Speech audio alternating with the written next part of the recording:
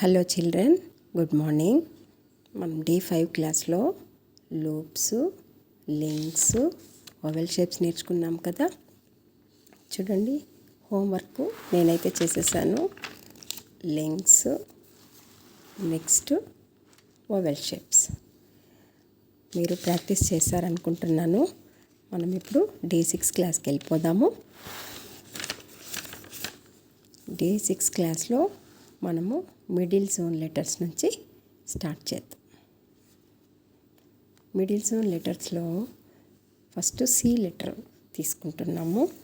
So first ఇది వచ్చి link అంటే బెండ్ చేయాలి.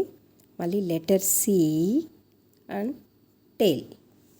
చూడండి, ఇక్కడ చేసాం చూడండి.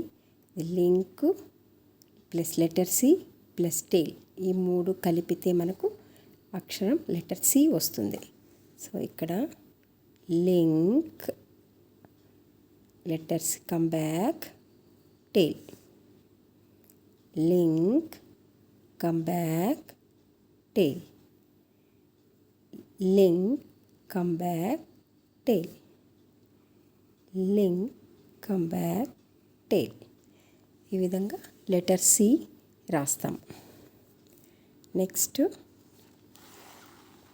లెటర్ ఏ కూడా చూడండి. First link plus vowel plus slanting line, tail, ఈ మూడు కలిపితే మనకు లెటర్ ఏ వస్తుంది. చూడండి, link A, bend, vowel, slanting line, tail, link, vowel, slanting line, tail, link, vowel, slanting line, tail. So మెల్లగా ఆ విధంగా ప్రాక్టీస్ చేస్తూ వెళ్ళాలి. చూడండి, ఇదే ఏం నేను ఇలా రాస్తాను.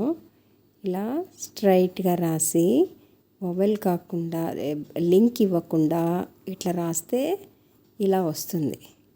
ఇలా చూడడానికి బాగుండదు. కాబట్టి మనం ఎప్పుడు కూడా లింక్ అంటే లింక్ ఇలా ఇచ్చి బెండ్ చేసి మళ్ళీ వవెల్ షేప్ రాసి నెక్స్ట్ స్లాంటింగ్ లైన్, టెయిల్, ఆ విధంగా రాస్తే చూడడానికి చాలా అందంగా కనిపిస్తుంది.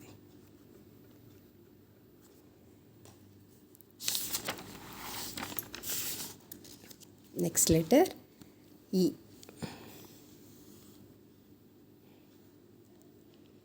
ఇది వచ్చి లూప్.